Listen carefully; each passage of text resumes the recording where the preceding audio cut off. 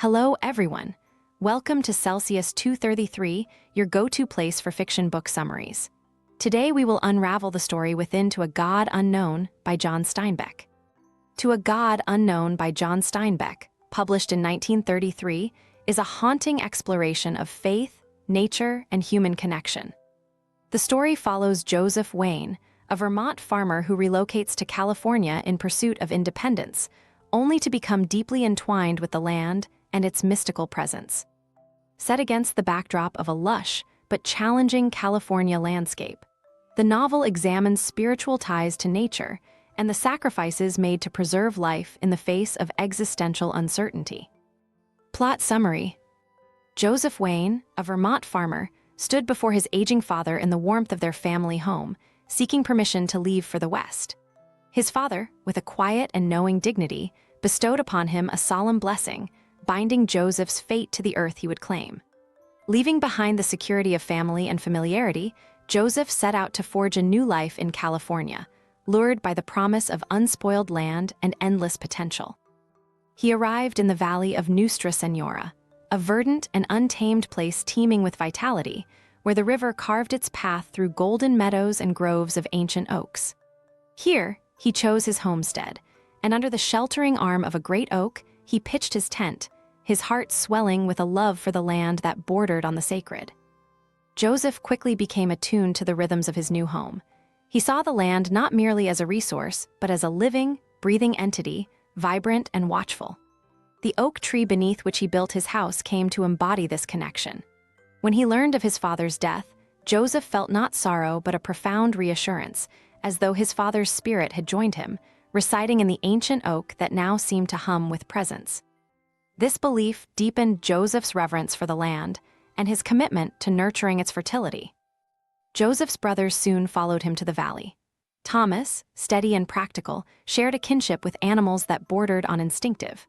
Burton, devout and rigid, viewed Joseph's growing obsession with the land's spirituality as troubling and sacrilegious. Benji, carefree and reckless, brought his charm and chaos to the burgeoning homestead. Together, they built a community of family and labor, their individual natures rubbing against one another as they tilled the soil, raised livestock, and built homes. Yet it was clear to all that Joseph, blessed by their father, was the spiritual center of their enterprise. As Joseph worked the land, he grew increasingly aware of its cycles and its needs. He came to see himself not merely as a farmer, but as a steward of life itself, responsible for ensuring the fertility of the earth and all its creatures. His reverence turned ritualistic, and his actions became imbued with a spiritual fervor. He placed offerings at the base of the oak, hung tokens in its branches, and marked moments of life and death with solemnity. His connection to the land bordered on worship, a deep and primal faith that he felt coursing through his veins. The valley, however, was not without its challenges. The rains, which had nourished the land and filled the rivers, grew scarce. Whispers of the dry years, the decade-long drought that had devastated the region in the past, began to circulate among the settlers. Burton, ever watchful and judgmental, interpreted Joseph's rituals as dangerous paganism, a heresy that risked divine punishment. Tensions rose between the brothers, with Burton warning of moral decay and Joseph insisting on the sanctity of his bond with the land. As the drought tightened its grip, life in the valley grew harder. Wells ran dry and the once lush fields turned brittle and brown. Crops failed and livestock perished. The land, once so vibrant, now seemed fragile and tenuous, a tenuous thread tying the settlers to survival. Joseph, undeterred, clung to his faith in the land. He believed the drought was a test, a trial meant to deepen his commitment and resolve. In his desperation, his rituals became more intense, his connection to the oak more fervent. Among the settlers, faith fractured. Some turned to traditional prayers, pleading with a distant god to send rain. Others whispered of Joseph's strange devotions, viewing him with suspicion or awe.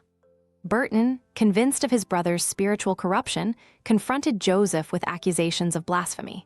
Their conflict came to a head as Burton, in a moment of fury, desecrated the oak, severing a branch in an attempt to break Joseph's perceived idolatry.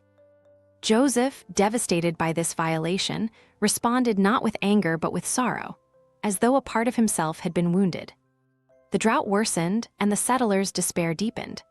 Death lingered in the valley, not just in the withered crops and lifeless animals, but in the strained relationships and fraying community bonds. Joseph, sensing the growing desperation, withdrew into himself. He sought solace and guidance from the land, feeling its pain as acutely as his own. The oak, battered but enduring, remained his anchor. As the valley teetered on the brink of collapse, Joseph made a final, profound sacrifice. In a moment of spiritual transcendence, he offered himself to the land, pouring his life force back into the earth in an act of ultimate devotion. Rain fell shortly after, soaking the parched ground and reviving the valley's vitality. The land, once again lush and green, absorbed Joseph's sacrifice, his essence forever entwined with its cycles of life and death.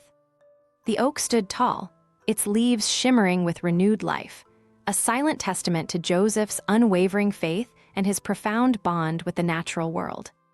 Hope you had fun. There's more Where That Came From. Explore other books by John Steinbeck. Find them below or search Celsius 233. Remember, while our summaries capture the essence, they can never replace the full experience of reading the book.